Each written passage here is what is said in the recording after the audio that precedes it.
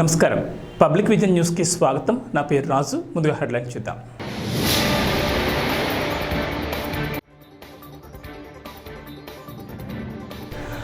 Count down మొదలైంది ఏపీలో అవినీతి పరులకు పక్కా ట్రీట్మెంట్ ఇస్తాం ప్రధాని మోడీ వెల్లడి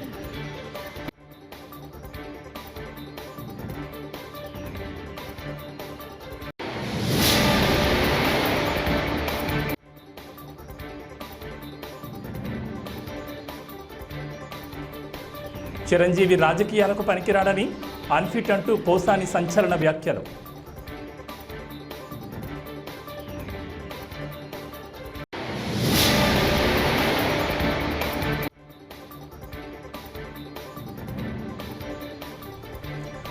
మోదీ పూజ చేసిన అమరావతి నిర్మాణం 10 ఏళ్లైనా పూర్తి కాలేదని వైఎస్ షర్మిల విమర్శ.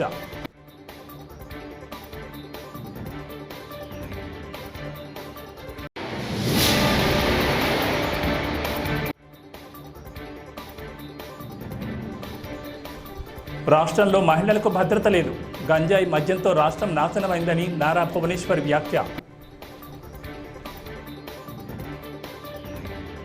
ఇక డీటెయిల్స్ చూస్తే ప్రధాని నరేంద్ర మోడీ పీలేరు నియోజకవర్గం కలికిరిలో నిర్వహించిన కూటమి సభకు హాజరయ్యారు. నా ఆంధ్ర కుటుంబ సభ్యులందరికీ నమస్కారాలంటూ తెలుగులో ప్రసంగం ప్రారంభించారు. తిరుపతి వెంకటేశ్వర స్వామికి భక్తి ప్రపత్తులతో ప్రణమిలుతున్నారని తెలిపారు. వాగ్గేయకారుడు అన్నమయ్యను ప్రస్తావిస్తూ తన ప్రసంగం కొనసాగించారు. మోదీ లక్ష్యం ఆంధ్రప్రదేశ్ వికాసం అంటూ తెలుగులో నినదించారు. ఎన్డీఏ కూటమి తరపున ఏపీలో పోటీ చేస్తున్న అందరు అభ్యర్థులకు ప్రజలు ఓటేసి గెలిపించాలని ప్రధాని మోడీ పిలుపునిచ్చారు. డబుల్ ఇంజన్ సర్కార్ రావాలి. మిత్రులారా, మీరంతా దశాబ్దాలుగా అనేక మందిని విశ్వాసంలో ఉంచారు. రాయలసీమ ఆంధ్రప్రదేశ్కు అనేక మంది ముఖ్యమంత్రులను ఇచ్చారా లేదా? కానీ మీరు ఏమి పొందారు? ఇక్కడ అభివృద్ధి జరగనే లేదు. ఇక్కడ సాగునీటి సంబంధించిన సౌకర్యమే లేదు. ఇక్కడ పరిశ్రమలు లేవు. ఇక్కడ రైతులు ఆందోళనతో ఉన్నారు. ఇక్కడ ఉద్యోగాల కోసం ఇంకొక నగరాలు వలస వెళ్లాల్సిన పరిస్థితి ఏర్పడింది. మీరు నాకు చెప్పండి, ఈ పరిస్థితి మార్చాలా వద్దా? అయితే మీరేం చేయాలి? आंध्र जन सरकार తీసుకురావాలి. साथियों, आंध्र प्रदेश की जनता ने बड़ी उम्मीदों के साथ वाईएसआर कांग्रेस सरकार बनाई थी, लेकिन इन्होंने आपके साथ विश्वासघात किया. वाईएसआर कांग्रेस ने यहां गरीबों का नहीं, माफिया का विकास किया. वाईएसआर कांग्रेस के मंत्री कैसे यहां गुंडागर्दी करते हैं, यहां राउडी राज चलाते हैं, वो सबके सामने है. मैं तो हैरान हूं, जिस सैन माफिया के कारण अन्नामैया डैम टूट गया, 25-30 गांवों को नुकसान हुआ, दर्जनों लोगों की जान गई. ये से माफिया को यहां की सरकार बढ़ावा देती है. मैं ऐसे हर माफिया को कहूंगा, वाईएसआर कांग्रेस गवर्नमेंट जाने का काउंटडाउन शुरू हो चुका है. एनडीए सरकार यहां के हर माफिया का इलाज करेगी, पक्का ट्रीटमेंट करेगी.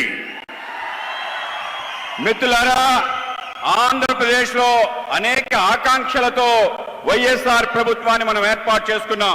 మెగాస్టార్ చిరంజీవిపై వైసీపీ నేత పోసాని కృష్ణమురళి సంచలన వ్యాఖ్యలు చేశారు. చిరంజీవి సినిమాలను బిజినెస్గా చూసినట్లే రాజకీయాలను బిజినెస్గా చూస్తారని అన్నారు. ఆయన రాజకీయాలకు పనికిరాడని అన్ఫిట్ అంటూ ఘాటు విమర్శలు చేశారు. ప్రజారాజ్యం పార్టీని పెట్టి 18 మంది ఎమ్మెల్యేలతో అసెంబ్లీలో అడుగుపెట్టిన చిరంజీవి ఏనాడు ప్రజా సమస్యలపై ఎమ్మెల్యేలతో సమావేశాలను పెట్టలేదని దుయ్యబట్టారు. కొద్ది రోజులకే పార్టీని కాంగ్రెస్లో కలిపేసి కేంద్ర మంత్రి అయ్యాడని దుయ్యబట్టారు.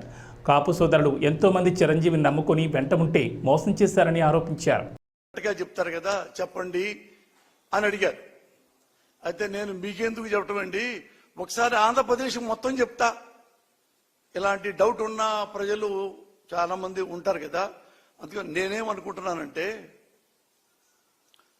చంద్రబాబు నాయుడు గారి గురించి మీరు తీసేయండి. అతను ఏమన్నాడో తర్వాత చెప్తా. జగన్మోహన్ రెడ్డి గారు పప్పు బెల్లాలాగా పెట్టకపోయి ఉంటే ఈ పాటికి ఆంధ్రప్రదేశ్ చంద్రబాబు లాంటి ఒక అవినీతి పరుల చేతుల్లో పేదవాళ్ళు నాశనం అయిపోయేవాళ్ళు. ఎందుకంటే పేదవాళ్ళని ఇంకా పేదవాళ్ళగా చేసేవాళ్ళు. ఎందుకంటే మీకు తెలుసు ఎప్పుడు అభివృద్ధి ఎక్కడా అంటే నేనేం చెప్తానంటే అభివృద్ధి ఒక ఈ సిమెంట్ స్తంభాలతో కానీ పెద్ద పెద్ద బిల్డింగ్లతో కానీ అభివృద్ధి ఏం రాదు. బేసిక్ గా మానవ నిర్మాణం జరగాలి. మనిషి వర్ణాన్ని జీవోత్సవం స్థాయిలోంచి నేను ఒక మనిషిని అని ధైర్యంగా రోడ్డు మీదకి వచ్చి నిలబడి చెప్పగలిగేలాగా ఉండాలి.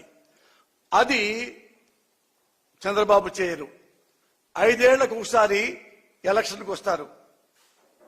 పేదల దగ్గరికి, కూలీల దగ్గరికి, పేదవాళ్ళని 10 ఏళ్ల పాలనలో దేశంలోని అన్ని వర్గాల వారిని మోడీ మోసం చేశారంటూ ఏపీసీసీ ప్రెసిడెంట్ వైఎస్ షర్మిల మండిపడ్డారు. మతం పేరుతో దేశ ప్రజల మధ్య సోదర భావాన్ని దెబ్బతీసే ప్రయత్నాలు చేస్తున్నారని విమర్శించారు. ప్రధాని మోడీ ఏపీ పర్యటన నేపథ్యంలో కాంగ్రెస్ పార్టీ తరఫున షర్మిల ఛార్జ్షీట్ విడుదల చేశారు.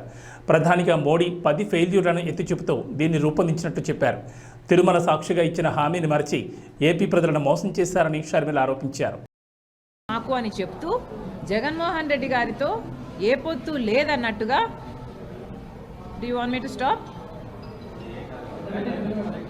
జగన్మోహన్ రెడ్డి గారితో ఏ పొత్తు లేదన్నట్టుగా ఇప్పుడు జగన్మోహన్ రెడ్డి గారిని దూషిస్తున్నారు. కేవలం మైనారిటీ ఓట్ బ్యాంకు కోసం ఈ తిప్పలన్నీ. అంటే Hindu vote bank, BJP vote bank, Telugu Desam vote bank ఇంటాక్ట్గా చంద్రబాబు పొత్తుతో ఉండాలి. మిగతా మైనారిటీ ఓట్ బ్యాంక్ అంతా జగన్మోహన్ రెడ్డి గారు పోయినసారిలాగా గార్నర్ చేసుకోగలిగితే ఈ ఓటు బ్యాంకు ఆ ఓటు బ్యాంకు రెండు కలిపితే మళ్ళీ మోడీకే బెనిఫిట్ అవ్వాలి అన్నది మోడీ గారి స్ట్రాటజీ. ఆంధ్ర రాష్ట్ర ప్రజలేం పిచ్చోళ్ళు కాదు మోడీ గారు. ఆంధ్ర రాష్ట్ర ప్రజల గుండె చప్పుడు ఒకసారి వినండి. మోడీ గారి మన్ కీ బాత్ మోడీ గారికి చాలా అలవాటిది. మోడీ గారికి ఇలా చెప్తే ఆయనకు అర్థమవుతుందేమో అనిపించింది మాకు. మోడీ గారి మన్ కీ బాత్, ఆంధ్ర రాష్ట్రుల మన్ కీ బాత్ కూడా ఒకసారి మోడీ గారి చెవున పడితే బాగుంటుంది. మోడీ గారు, మీరు గత 10 సంవత్సరాలుగా ఆంధ్ర రాష్ట్ర ప్రజలకు అన్యాయం చేశారు. కాబట్టి కాంగ్రెస్ పార్టీ ఆంధ్ర రాష్ట్ర ప్రజల పక్షాన మీ మీద ఒక ఛార్జ్ షీటు 10 ఏళ్లకు గాను 10 ఛార్జెస్తో ఒక ఛార్జ్ షీటు. ఈ ఎన్నికల్లో రాష్ట్రమంతా ఏకమై వైకాపా ప్రభుత్వాన్ని పునాదులతో సహా పెకిలించాలని టీడీపీ అధినేత చంద్రబాబు సతీమణి నారా భువనేశ్వర్ పిలుపునిచ్చారు. కుప్పం నియోజకవర్గం ఎన్నికల ప్రచారంలో భాగంగా 2వ రోజు రామకుప్పం మండలంలో ఆమె పర్యటించారు. అక్కడ నిర్వహించిన సభలో మాట్లాడారు. వైకాపా పాలనలో రాష్ట్రమంతా అంధకారమైందని విమర్శించారు. దుర్మార్గులను ప్రశ్నించే వారిపై దాడులు, హత్యలతో బెదిరింపులకు పాల్పడుతున్నారన్నారు. జగన్ పాలనలో రాష్ట్రంలోని అన్ని వర్గాలు బాధితులుగా మారారని ఆరోపించారు. ఇది పక్కింటి వాళ్ళది వీళ్ళది కాదు. ఇది మన ఇంట్లో జరిగితే ఏమవుతుంది, మన ఇంట్లో ఆడబిడ్డలకి, మన ఇంట్లో మొగుడికి ఇది అలవాటు అయితే పిల్లలకి గంజాయి కానీ ఈ కల్తీ మద్యం కానీ అలవాటు అయితే మన కుటుంబం ఏమవుతుంది అనేది ప్రతి ఒక్కరు ఆలోచించాలని అని మీకు విజ్ఞప్తి చేస్తున్నాను. అందుకే మీరందరూ చెయ్యి కలిపి మన ప్రజల ప్రభుత్వం తీసుకురావాలని కోరుతున్నాను. తర్వాత ఇప్పుడు మైనారిటీలు ఉన్నారు, వాళ్ళందరికీ చంద్రబాబు నాయుడు గారు చాలా పథకాలు తీసుకురావటమే కాదు, ఈ ప్రభుత్వం లాగా కాదు. పథకాలు తీసుకురావడం మీరు ఒక్క ఛాన్స్ అని నెత్తి మీద చేయి పెట్టేసి మనల్ని ముంచేస్తున్నారు ప్రభుత్వం. కానీ చంద్రబాబు నాయుడు గారు అట్లా కాదు. ఆయన చాలా పథకాలు ప్రతి వర్గానికి తీసుకొచ్చారంటే అది అమలు చేశారు. తర్వాత మైనారిటీలకు కూడా చాలా పథకాలు తీసుకొచ్చారు. అదే కాకుండా ఈ ప్రభుత్వం మైనారిటీ భూముల్ని లేకపోతే హిందూ వాళ్ళ భూముల్ని ప్రతి ఒక్క వర్గంలో భూమిని కనపడితే అది శ్మశానమే ప్రార్థన. తిరుపతి నగరంలో రోడ్ షో నిర్వహించిన అనంతరం టీడీపీ అధినేత చంద్రబాబు, జనసేన పార్టీ చీఫ్ పవన్ కళ్యాణ్ స్థానిక గాంధీ రోడ్లో ఏర్పాటు చేసిన సభకు హాజరయ్యారు. ఈ సందర్భంగా పవన్ కళ్యాణ్ ప్రసంగిస్తూ ఏడుకొండలవాడికి గోవిందా గోవిందా అంటూ ప్రారంభించారు. ఇక్కడే పెరిగి గల్లీ గల్లీ తిరిగి స్టూడెంట్ రాజకీయాలు చేసి ఎస్వి యూనివర్సిటీలో స్టూడెంట్ విభాగానికి అధ్యక్షుడిగా చేసి టీడీపీ ప్రధాన కార్యదర్శిగా చేసి అలిపిరిలో బాంబు పేలుడుతో 16 అడుగుల ఎత్తు నుంచి కింద పడిన వెంటనే లేచి దుమ్ము దులుపుకుని ముందుకు నడిచిన నేత చంద్రబాబుని కీర్తించారు. కోసం మొత్తం కూల్చేసి కొత్త కట్టడానికి చేశారు. అదే మనకు ఫీజు రీయింబర్స్మెంట్లు కానీ అవకాశాలు ఏమి ఇవ్వాల. చిరంజీవి గారు వచ్చినప్పుడు దాదాపు 1000 మనకి 1600 ఇళ్లు పైగా శాంక్షన్ చేశారు 2009లో. ఈ రోజుకి ఆ రేకు షెడ్లు తిరుమలలో ఉండే ఇళ్లకి ఆయన పర్మనెంట్ గా స్లాబ్ వేయాలని రాగానే ఎమ్మెల్యేగా చేస్తే ఈ రోజుకి అది 149 ఇళ్లు మటుకే మనకి పైన ఇది వేశారు, స్లాబ్ వేశారు. రాగానే చిరంజీవి గారు ఏ ఆశయంతో చేశారో ఆ ఆశయాన్ని పూర్తి చేసి ఆ ఇళ్లన్నిటికీ స్లాబ్ వేయిస్తాం.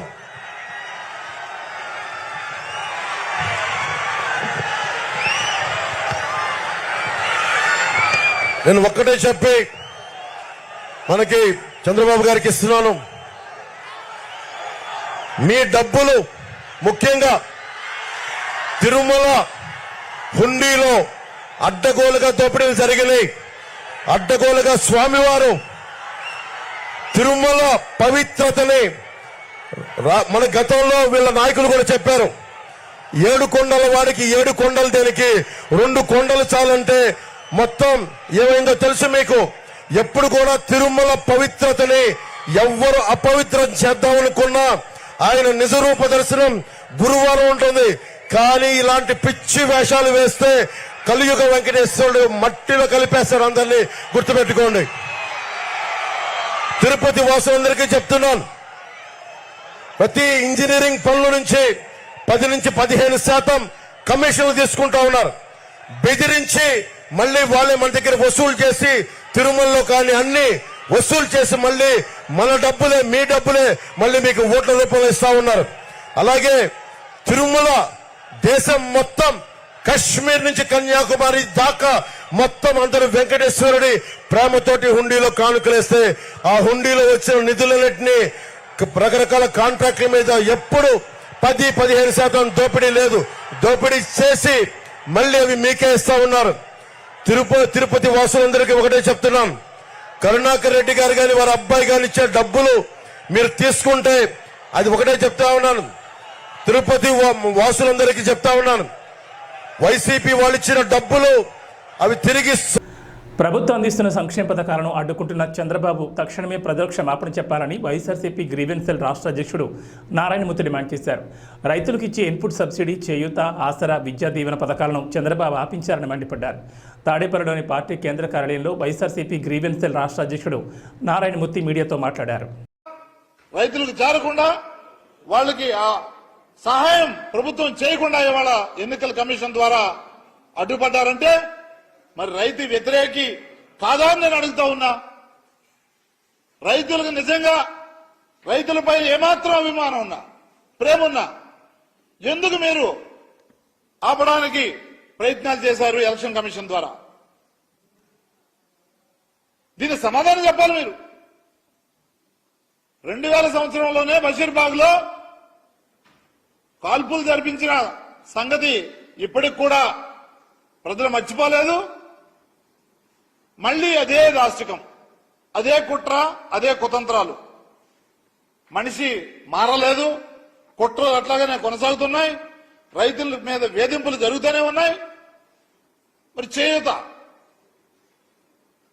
మహిళా తల్లులకు చేయూత రూపంలో జగన్మోహన్ రెడ్డి గారు వాళ్ళ మీద అభిమానంతో, ప్రేమతో వాళ్ళని ఆదుకోవాలి, వాళ్ళు స్వయం శక్తులుగా ఎదగాలి, వాళ్ళని ముందుకు తీసుకెళ్లాలి, ఎవరి మీద ఆధారపడకుండా వాళ్ళని స్వశక్తులుగా తయారు చేయాలి స్త్రీమూర్తులను అని చెప్పేసి జగన్మోహన్ రెడ్డి గారు ప్రయత్నిస్తుంటే చేయూత కూడా మరి వాళ్ళు చెందకుండా కుట్రపూరితంగా అడ్డుకునే కార్యక్రమం చేశారు.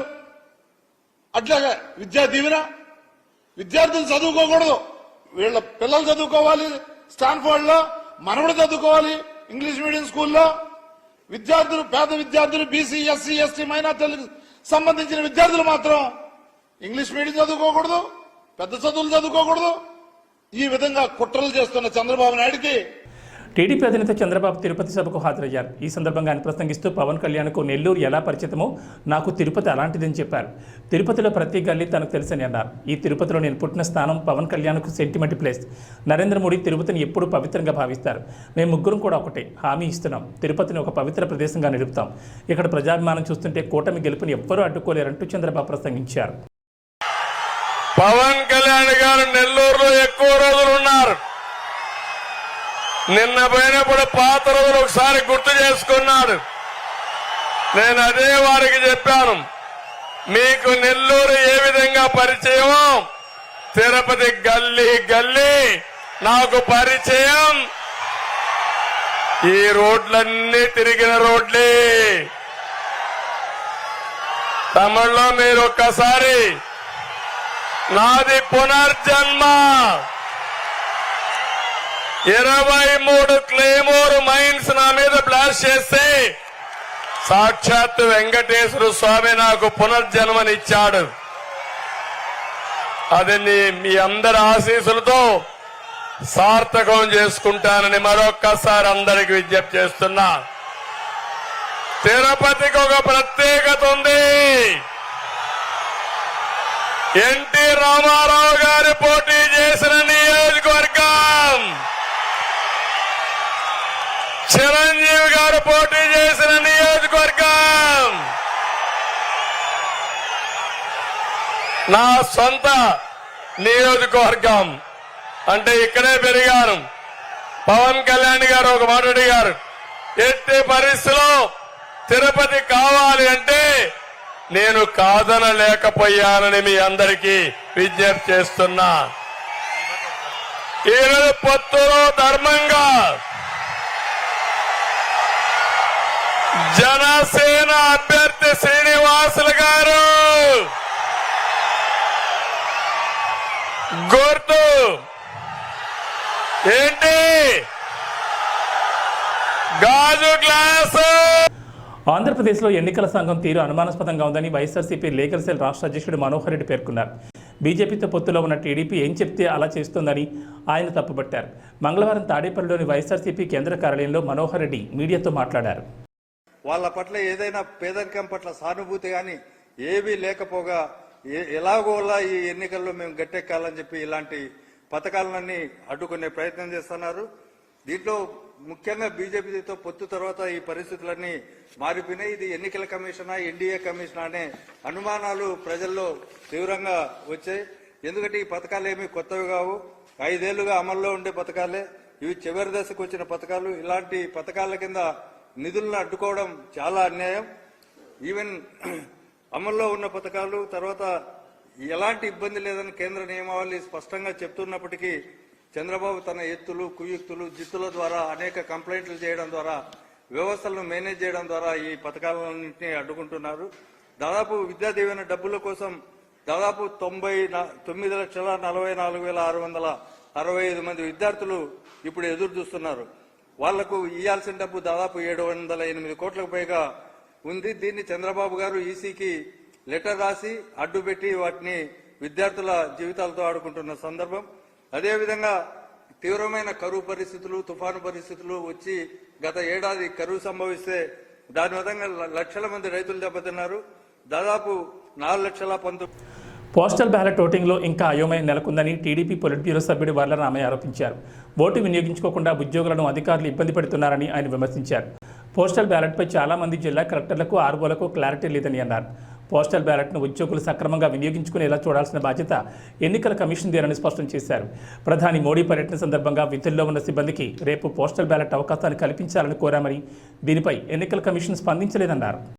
కొత్త నియోజకవర్గాన్ని కొంతమంది అంటున్నారు, మీరు పనిచేసే చోటని కొంతమంది అంటున్నారు. ఈ క్లారిటీ ఇవ్వటంలో ఇంకా ఎలక్షన్ కమిషన్ సరైన రీతిలో స్పందించలేదని చెప్పడానికి కొంచెం బాధపడుతున్నాం. ఇప్పటికైనా స్ట్రీమ్లైన్ చేయండి. మీ ఆర్ఓలకి, జిల్లా కలెక్టర్లకి, చాలామంది జిల్లా కలెక్టర్స్కి క్లారిటీ లేదు, చాలామంది ఆర్ఓలకి దీని మీద క్లారిటీ లేదు. దీన్ని సరైన రీతిలో స్ట్రీమ్లైన్ చేయమని చెప్పి కూడా మేము విజ్ఞప్తి చేస్తున్నాం ఎలక్షన్ కమిషన్కి. తర్వాత ప్రైమ్ మినిస్టర్ ఈరోజు వస్తున్నారు. ప్రైమ్ మినిస్టర్ డ్యూటీలో చాలామంది అధికారులు, ఉద్యోగస్తులు పాల్గొంటున్నారు. వాళ్ళందరూ కూడా రేపు ఓటేసే అవకాశాన్ని కల్పించమని కోరాం. దాని మీద ఇంకా క్లారిటీ ఇవ్వలేదు. రేపు 9వ తారీఖు ఓటేసే హక్కు కల్పించాలి. 10వ తారీఖు కూడా దీన్ని ఎక్స్టెండ్ చేయాలి ఓటేసేది. అది కూడా మేము విజ్ఞప్తి చేస్తున్నాం. ఒక క్లారిటీ మిస్ అయింది పోస్టల్ బ్యాలెట్లో. ఎలక్షన్ కమిషన్ ఒక క్లారిటీ మిస్ అయింది. ఎలక్షన్ కమిషన్ ఎందుకో అది సరిగా స్పందించలేకపోయిందని చెప్పడానికి చాలా బాధపడుతున్నాం. పోస్టల్ బ్యాలెట్లో క్లారిటీ మిస్ అయింది. 10వ తారీఖు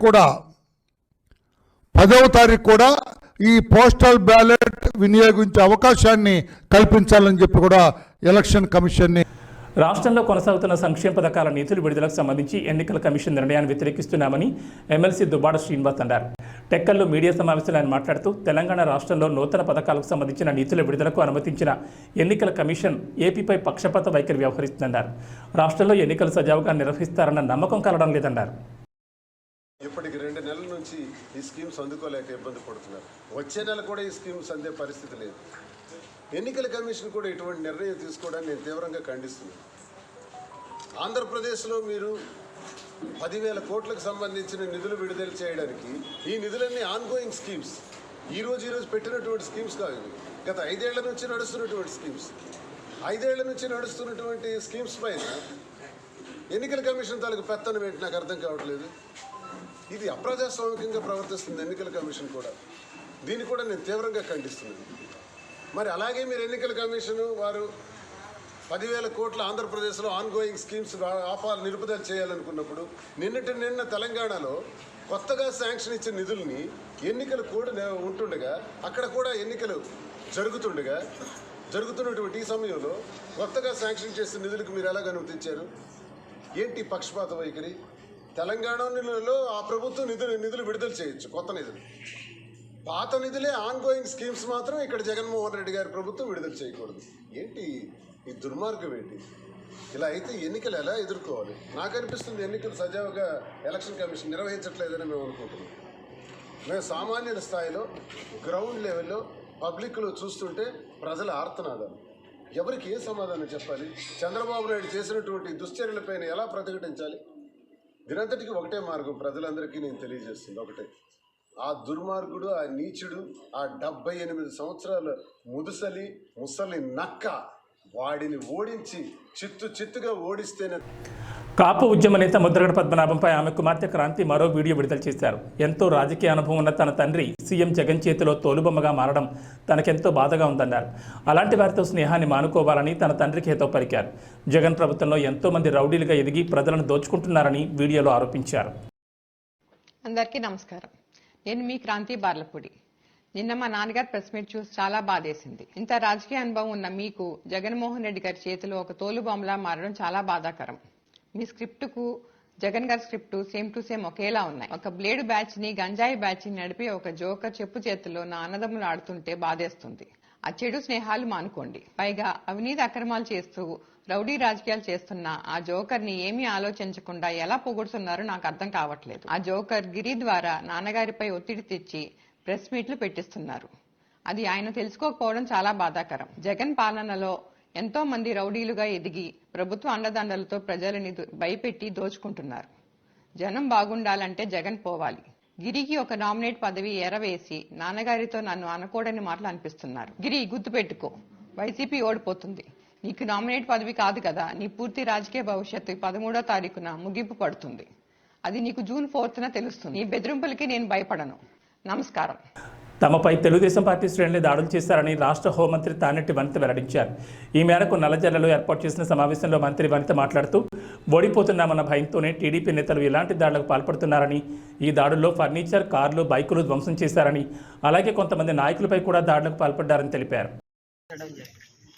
కుర్చీలు వేసరడం, ఆ బయట బైకులు పగలగొట్టడం, డీజే పగలగొట్టడం, సుబ్రహ్మణ్యం గారి కార్ను కూడా బాగా పచ్చడి కింద పగలగొట్టేసి ఈ రోజున అంటే ఆఫీస్లో నేను ఇక్కడ ఉన్నాను అనుకుని లోపల వెళ్ళి మొత్తం అసలు ఎంత దారుణంగా అంటే సీసీ ఫుటేజ్ చూస్తే మీకు అర్థమవుతుంది. అంత దారుణంగా దాడి చేయడం జరిగింది. అంటే ఈ రోజున ఇక్కడ మేము ఏదైతే ఎన్నికల ప్రచార నిమిత్తం ఇక్కడ ప్రచారం చేసుకున్నామో ఈ మండలంలో, ఈ గ్రామంలో సక్సెస్ అవడం అనేది వాళ్ళు తట్టుకోలేకపోతున్నారు. ఈ రోజున మేము ప్రచార కార్యక్రమంలో ముందుండడం, ప్రజలందరూ కూడా మమ్మల్ని ఆదరించడం, ప్రజల వైపు నుండి మాకు అంటే విన్నింగ్కి మేము దగ్గరగా వెళ్తున్నామన్న విషయాన్ని వాళ్ళు తట్టుకోలేక, వాళ్ళు విన్నింగ్కి దూరం అవుతున్నారన్న విషయాన్ని తట్టుకోలేక ఈ రోజున కడుపు మంటతో ఇక్కడ వచ్చి దాడి చేశారు. అసలు ఇక్కడ వాళ్ళు దాడి చేయడానికి సుబ్రహ్మణ్యం గారికి కానీ నాకు కానీ ఎటువంటి గొడవలు జరగలేదు వాళ్ళతో.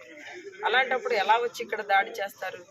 అంటే ఇక్కడ ఒక దళిత మహిళగా ఉన్న నన్ను, ఇక్కడ అభ్యర్థిగా ఉన్న నన్ను ఈ విధంగా కించపరిచే విధంగా, అవమానపరిచే విధంగా, అంటే ఈ విధంగా దాడి చేసేసి రౌడీయిజం చేసేసి వాళ్ళు ఏదో. ఇవి ఈ బులెటిన్ విశేషాలు. నమస్కారం.